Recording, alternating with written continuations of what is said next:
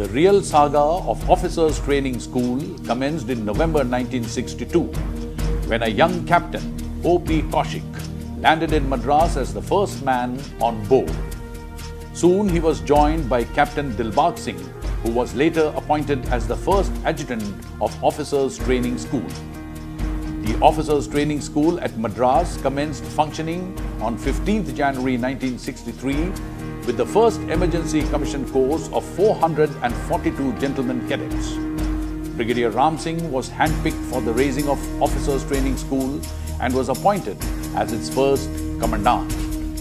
The Officers Training School was formally inaugurated in front of the White House by Shri C. Subramaniam, Union Minister for Steel and Heavy Industries.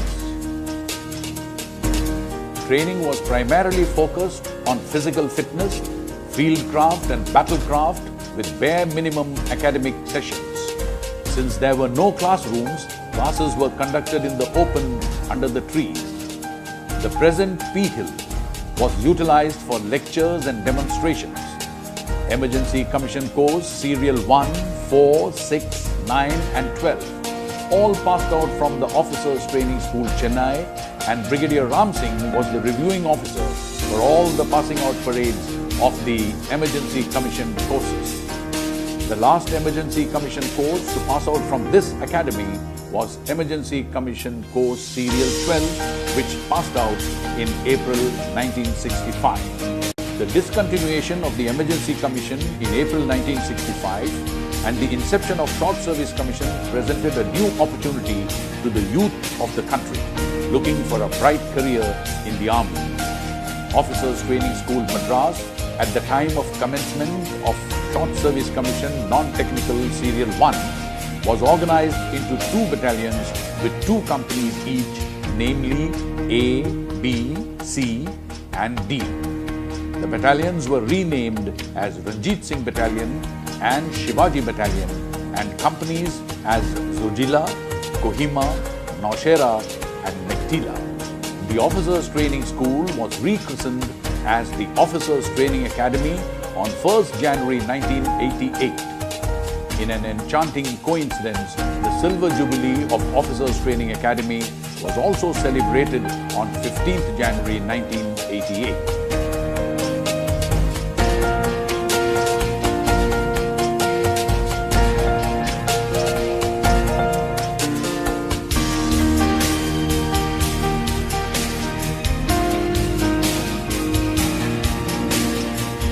Coveted colours to the Academy was presented on 18th August 1990 by His Excellency Shri R. Venkatraman, the then President of India, in a grand colour presentation ceremony. The colours were received by Company Under Officer Bhanu Pratap Singh of the Short Service Commission Course Serial 50.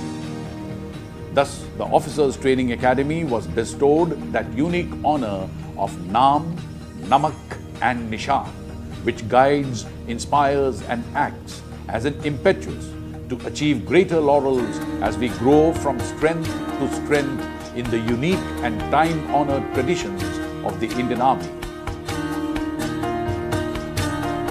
21st September 1992 will forever be etched in the annals of history, not only of the Indian Army but also as a landmark in the history of a resurgent and rapidly progressing India.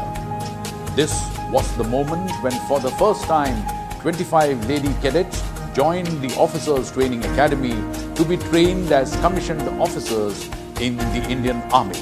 Another benchmark for the Academy was increasing the duration of training of women's cadets from 23 weeks to 49 weeks on par with the gentlemen cadets in April 2008.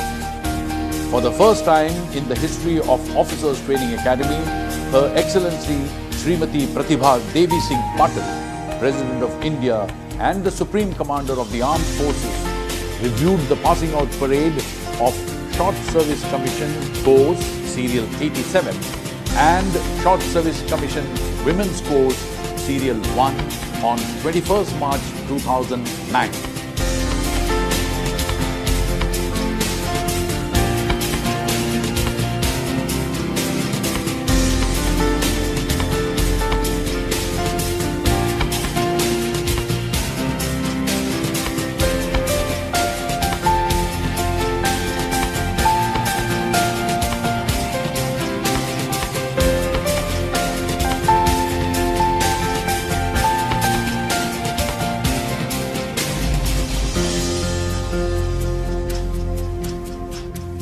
was indeed a proud moment for all of us at the Officers Training Academy, Chennai, when on 10 September 2016, the President of India, Shri Pranab Mukherjee, honored us with his presence as the reviewing dignitary for the passing out parade of Short Service Commission Course Serial 102 and Short Service Commission Women's Course Serial 16.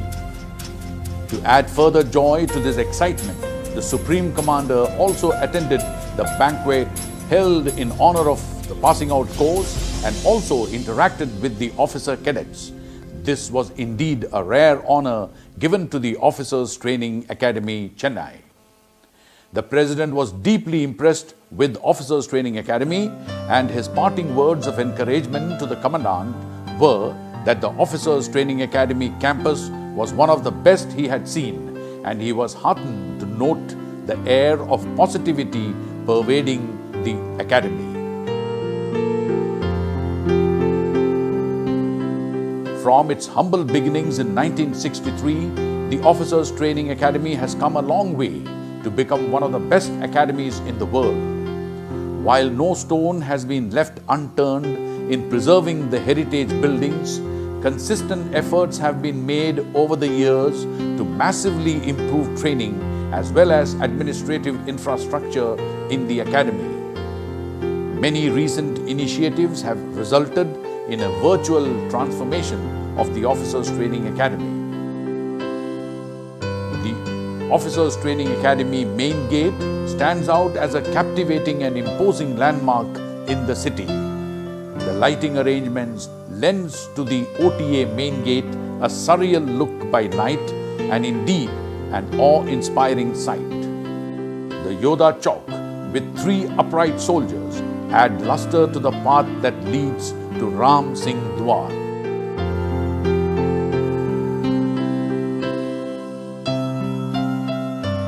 The Parameshwaran Drill Square now has a permanent seating arrangement along with huge cantilevered roof of high tensile membrane, making it one of the finest drill squares in the world. The Ashoka Stamb also accentuates the grandeur and aura of the drill square. The most recent grand addition to the infrastructure of the Officers Training Academy is the Rezangla block, which is the headquarters of the Officers Training Academy. In the forecourt of the building proudly flutters a massive 100 feet high national flag. The grand lawns bounded by Jodhpur stone in front of Rezangla add luster to this majestic building. The resplendent Yoda mess has been refurbished and will be fully air-conditioned in a few months' time. The Yoda mess with its resplendent interiors is indeed a wonderful sight to behold.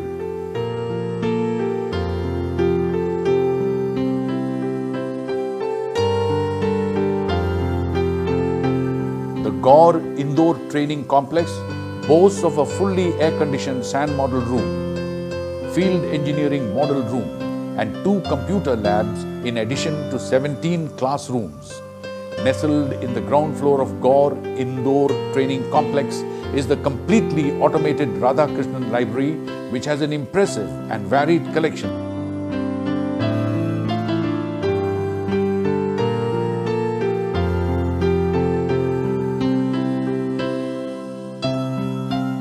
The renovated OTA Museum is replete with nostalgia chronicling the journey of the Officers Training Academy through the ages.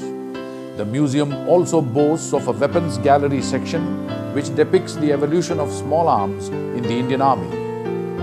The art gallery at the OTA showcases the multifaceted talent of our officer cadets in the sphere of arts and craft. The serene walls of the gallery house the most thoughtful and heartfelt expressions of the officer cadets.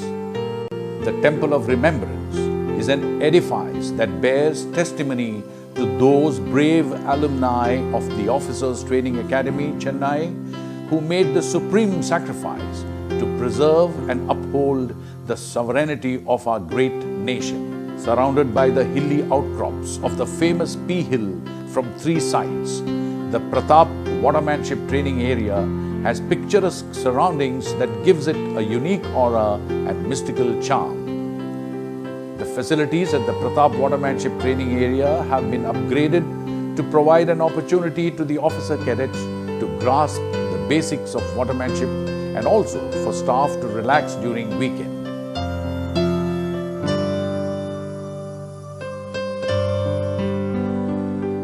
The officer cadet living accommodation and the quadrangle today gives other academies a run for their money.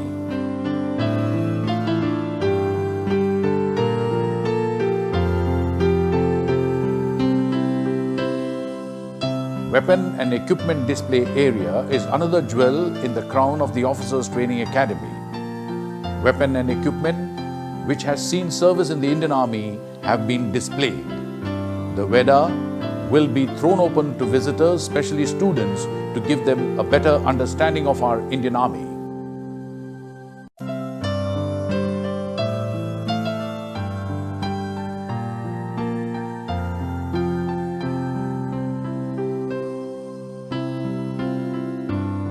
The White House is now being converted into a terrain and tactical information complex, TATIC, which will facilitate our officer cadets in better understanding of various terrains in which the Indian Army operates.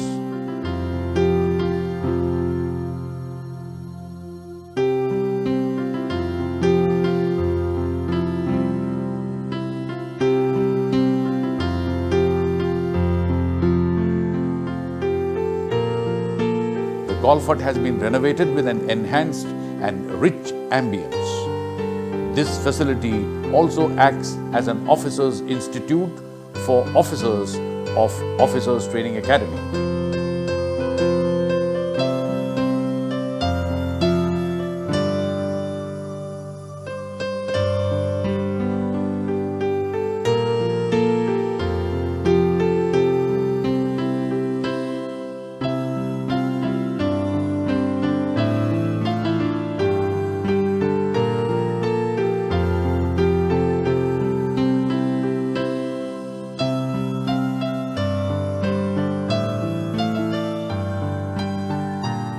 Today, our campus is indeed the pride of Chennai.